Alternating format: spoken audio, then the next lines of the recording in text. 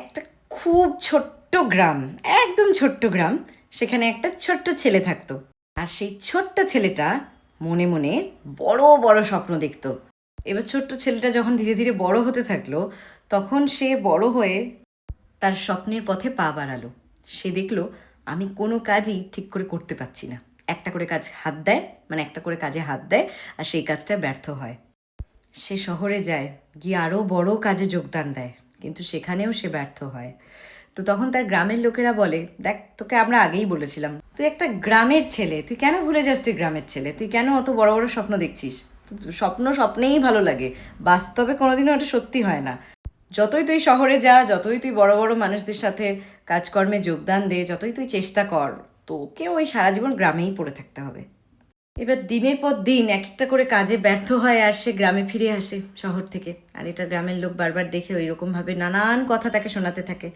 ছেলেটা মানে মনে মনে ভাবে যে না, এবার আমি হার মেনে যাব, আর আমার দ্বারা মনে হয় হবে না। গ্রামের সবাই মনে হয় একদম ঠিক বলছে, আমার দ্বারা মনে হয় কিছুই হবে না, আমি বৃথাই চেষ্টা করছি, আমার জীবনের সময়গুলো নষ্ট করছি, তার থেকে গ্রামে চাষবাস করি, থাকি।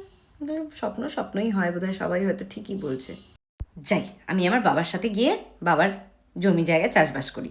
তো সে বাবার কাছে গেল, ছেলেটা গিয়ে বলল, বাবা, অনেক হয়েছে, আমি আমার স্বপ্নের পিছনে অনেক দৌড়ে ফেলেছি এবং আমি ক্লান্ত, আমি বুঝতে পেরেছি আমার দ্বারা আসলে কিছু হবে না, অত বড় বড় স্বপ্ন আসলেই আমাদের গ্রামের ছেলেদের দেখতে নেই। তো এই কথা শুনে তার বাবা যখন দেখলো ছেলে মন থেকে হেরে যাচ্ছে, ছেলের আত্মবিশ্বাস ভেঙে গেছে, তখন তার বাবা বলল, তুই আমার কথা মতো একটা কাজ করবি বাবা? তো এই বলে ছেলেটার বাবা ছেলেটার হাতে একটা গাছের বীজ দিল, দিয়ে বলল, যা, এটা মাটিতে সুন্দর করে লাগিয়ে দিয়ে বীজটায় রোজ প্রতিদিন জল দিবি, হ্যাঁ, আর আমাকে এসে বলিস কি হয় না হয়। তো ছেলেটা প্রতিদিনই জল দেয়, কিন্তু বীজ থেকে তো আর গাছ হয় না। ছেলেটা তবুও তার বাবার কথা শুনে প্রতিদিন জল দিতে থাকলো।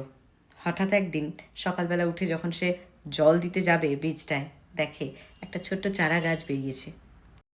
তখন ছেলেটার বাবা এসে ছেলেটাকে বলল, দেখ বাবা, এই বীজটা যদি অন্ধকারেও হার না মানতে পারে, অন্ধকারেও সে থেমে থাকেনি, সে চারা গাছ হয়ে জন্ম নিয়েই ছাড়লো, তাহলে তুই তো এত ভালো একটা মানুষ, তাহলে তুই তো একটা বড় ছেলে, তুই তো একটা মানুষ, তুই কেন পারবি না? ঠিক তখনই ছেলেটা একদম বুঝতে পেরে গেল যে সফলতা 1 2 3 4 5 বার ব্যর্থ হয়ে তারপরেও আসতে পারে, সফলতা একদিনে আসে না। প্রথম প্রথম নিজের স্বপ্নটাকে অবাস্তব মনে হতে পারে, কিন্তু ধৈর্য আর পরিশ্রমের মাধ্যমে সেটাও সম্ভব, মানে অসম্ভবটাও সম্ভব।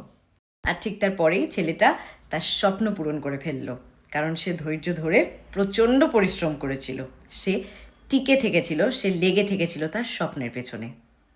সুতরাং যার ধৈর্য আছে সেই সফল।